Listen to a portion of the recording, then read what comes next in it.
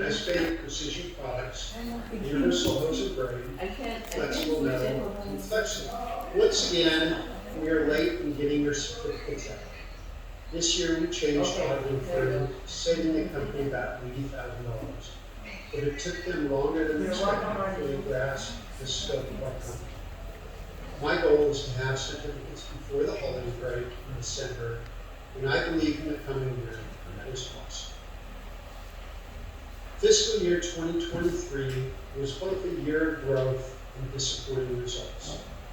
Our 2023 fiscal year began July 3rd, 2022, and ended July 1st, 2023. Our consolidated revenue went from $104 million to $128 million, roughly 25% growth. Thus, in 3 years, we have gone from $70 million to $128 million in revenue, or about 80% increase. However, our overall EBITDA, earnings before paying interest, tax, and taking depreciation charges, which is to a large degree what our share price is valued on, was only $6.3 million. This was against a budget of $11 million. To put this in perspective, we finished out the prior fiscal year at $10.2 million. These subpar results were mostly due to our inability to manufacture and deliver on time at our automotive division, Flexible Metal. Flexible Metals operates in an environment in which there are stiff contractual penalties for late delivery, and our struggles to absorb the phenomenal growth of 2023 cost the company over $3 million in assessed charges, wiping out much of the profit. Before we delve into what went wrong, let's look at a few highlights. First off, the High-Span Group is composed of 4 business units. Each business unit has their own sales and manufacturing divisions. High-Span, which serves as our corporate ownership structure, manufactures expansion joints and sells into a number of markets, including marine, defense, oil and gas, commercial HVAC, as well as municipal infrastructure such as water and wastewater treatment and district energy applications. Universal Hose and Braid manufactures metal hose, interlock hose and shielding, and metal braid, serving many markets and applications including blue and black and gas transfer, cabling, vibrational elimination, umbilical, and HVAC apps, to name a few. Flexible Metal, or FMI as I may refer to it later on, is our automotive division. They primarily provide exhaust solutions in both heavy-duty engines to customers such as John Deere, Caterpillar, and Volvo trucks, as well as passenger automobiles like Jeeps and Corvettes, and in the past few years have products incorporated into GM's premium electric vehicle lines. Flexsteel is the newest member of the High-Span Group. Flexsteel came into the family in late 2018 and rounds out the group with an aerospace focus. Flexsteel has many of the group's most high-profile customers like SpaceX and Blue Origin, but can also be found on the nation's F-35 fighter planes and commercial applications such as the Airbus A350. So let's start with how High-Span and High-Span de Mexico did in 2023. 2023 was without a doubt the best year for High-Span and High-Span de Mexico. High-Span finished the year at $23.5 million in revenue, which was 8% higher than its previous record set in the prior fiscal year. EBITDA exceeded budget at almost $2.5 million.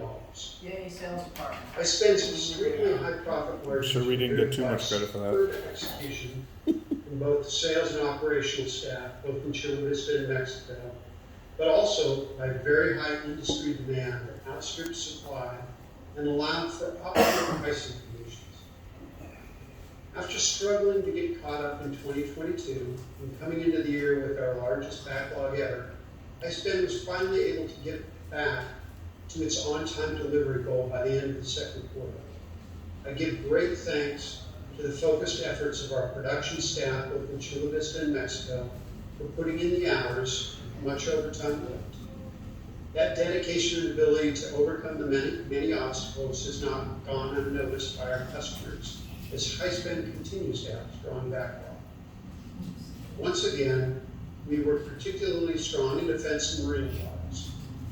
Defense primarily consisting of specialty hoses with applications that include our nation's nuclear submarines.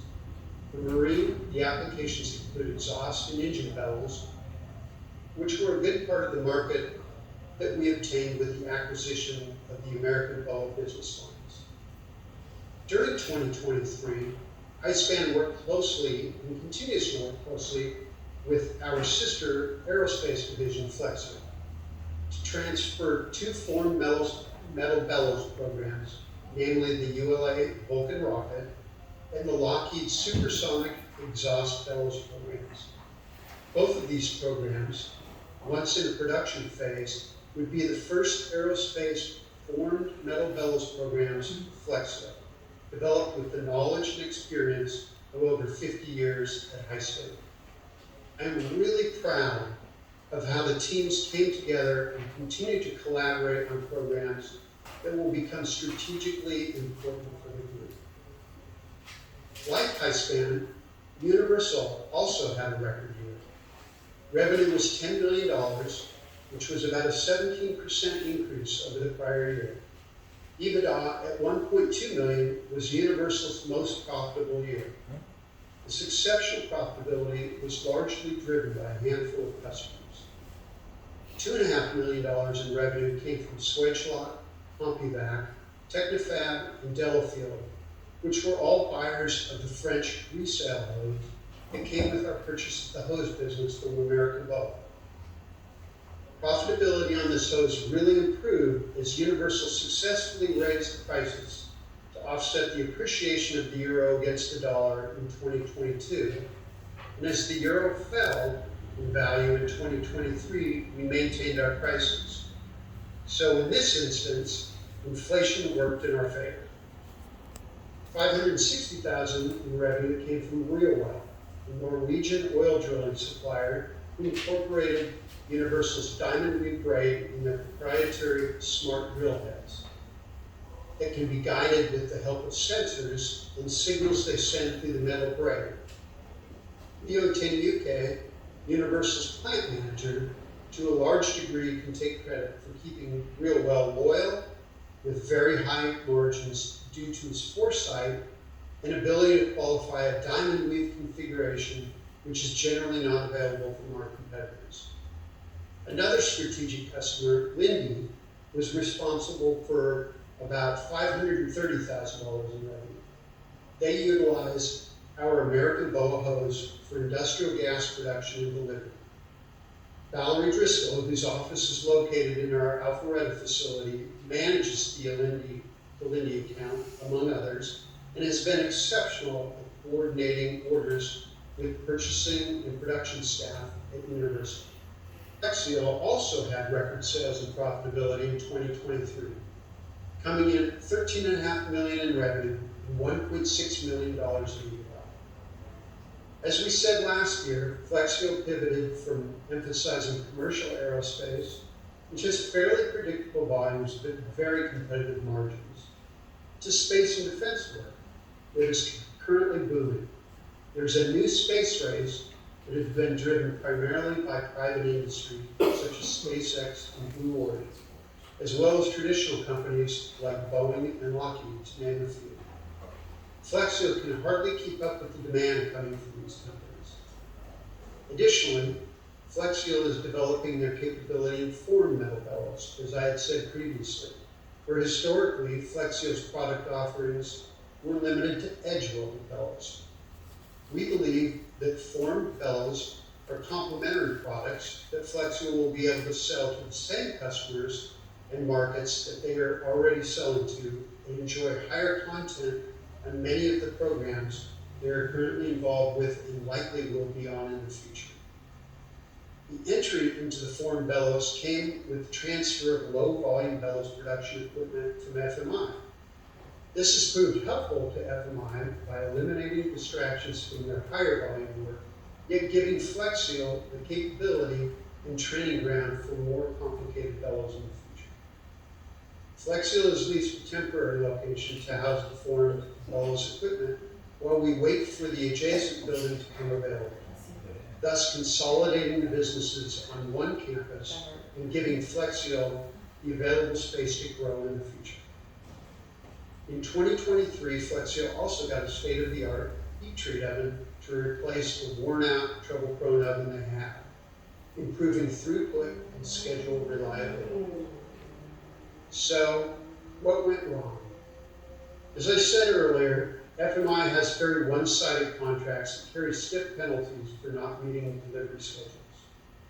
You can probably understand that the car companies have a lot invested in their production and require suppliers to keep the parts flowing so that they don't end up spending millions while their lines are idle waiting for parts. FMI has been the group's biggest driver of growth, and that has been extremely hard to manage. In fiscal years 19 and 20, FMI had an average revenue of about $41 million per year. By fiscal 2023, that revenue had doubled at $82 million. Just from 2022 to 2023, FMI saw 34% growth. Let's look at how each plant fared under this extreme pressure. Starting with the Michigan factory, forecasts were showing a significant increase in volume, particularly coming from Chrysler, where our exhaust gas recirculation, or EGR tubing, were to go on high volume Jeep models, whose production would be kicking off late in the calendar year or our second quarter. We started off the year with just over 90 production employees. However, within 6 months, our projections showed that we needed to double the number of production staff. This proved nearly impossible, given that the region was already at full employment with one of the nation's lowest unemployment rates. We tried nearly everything we could. We looked at busing employees from areas with higher unemployment, such as Flint and Detroit. We looked at programs with Michigan Employment Agency. We looked at sponsoring Ukrainians who were seeking refugee status. We ended up increasing entry-level wages by 15% and still could not find the staff we needed. By February of 2023, we had 80 temporary workers from various employment agencies, and we were working excessive overtime. This was expensive for the company and uncompensated by the customer. But even with additional labor, we continued to fall further behind until by January and February, we were endangering the production lines at Chrysler, and they began to expedite our parts on dedicated trucks and chartered aircraft to their plants in Michigan, Ohio, and Mexico. Unfortunately, all of those expedite charges were charged back to FMI. This on top of the excessive internal costs. Meanwhile, as we were struggling in Michigan, the Georgia plant was also struggling. Those same EGR tubes all required bellows that come from the Georgia plant. Historically, Michigan has had relatively few high-volume bellows applications. The new Chrysler programs now make up nearly 40% of bellows produced in Georgia. We could see the avalanche coming, and we needed additional equipment to have the capacity necessary to nearly double the number of bellows produced in the Georgia plant. However, we also had a choice to make. Earlier in 2022, GM had approached us through efforts of our business development group to manufacture critical connection tubes for their new electric vehicle battery cooling system. FMI being 100% internal combustion engine applications, we knew that long term it would be in FMI's best interest to diversify our offerings so that we were on alternative fuel vehicles. This was one of our key strategic initiatives being pursued by the business development group. The dilemma was that our Alpharetta team, who builds the group's custom equipment, only had the capacity to build either the equipment necessary for the GM electric vehicle parts or build the new hydroformer necessary for the additional bellows volumes. We chose to delay the hydroformer so that we could secure the electric vehicle business. This choice left us with dwindling buffer stock and building backlogs. Unfortunately, there were many delays on the hydroformer, and Georgia had to wait an additional 7 months, pushing well into our current fiscal year. Our only choice was to maintain high levels of overtime and lots of idle workers waiting for available bellows to be built into finished parts as soon as they became available. Additionally, our maintenance costs shot up since we could not afford to take bellows producing equipment offline to perform proper preventative maintenance, and by late in the year, nearly all bellows produced for the Michigan plant and the Prague plant needed to be expedited to those plants at excessive costs. On the upside, however, Prague finished the year with record revenue of $13.3 million and a record EBITDA of $1.3 million, which was a 40% increase in revenue and an 80% increase in profitability. This shows that when growth can be managed effectively, profitability goes up dramatically. Also, in 2023, we started the flexible metal Mexico plant in Querétaro, which is in central Mexico. This is important to alleviate the worker shortages we are finding in the U.S. and also to give us a competitive footprint in North America, as most of our competitors have plants near our customers' plants in central Mexico. So how did all this end up affecting share price? Well, a few more numbers are important to share. Besides profitability taking a hit, our net working capital increased by $5 million, which again required more investment. We also invested another $5 million in capital equipment to grow our capacity and expand our capability, in particular, the GM electric vehicle tube making machines. We paid down our ESOP debt on the subordinated note by $3.5 million, but borrowed an additional $8.4 million from the bank. Thus, our overall debt increased by almost $5 million. So once all of this gets factored in by the valuation company, our share price came in at $9.16. This is down from $12.38 last year and was disappointing to say the least. So while I am disappointed with our performance, I am still optimistic about the long-term prospects for the company. I firmly believe that strategically we've done the right things for the company, and that EBITDA in excess of $15 million was achievable in the not-too-distant future. But we now have to do a better job executing on that growth. We're well into our fiscal year 2024, and we continue to struggle at FMO. But we have made good progress in turning around the Michigan plant with new leadership there. We still have challenges ahead, but I can see stability. Just this past payroll found our overtime at a healthy level of less than 10%. We have nearly $1.5 million in GM electric vehicle tube sales stuck in finished goods awaiting inspection.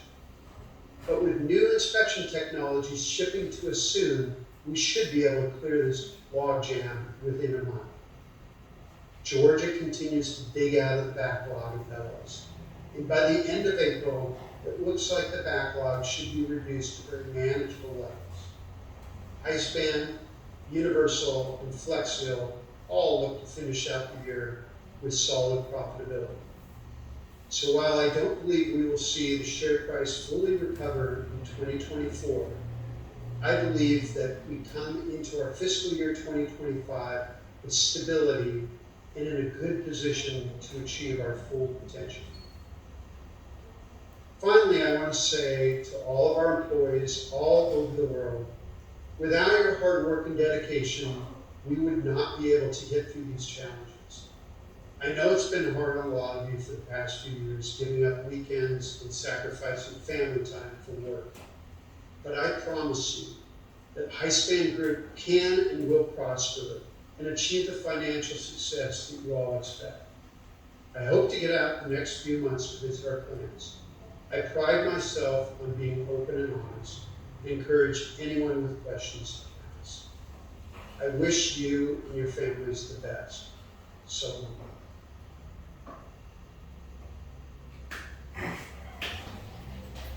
Quite the tear-jerking performance.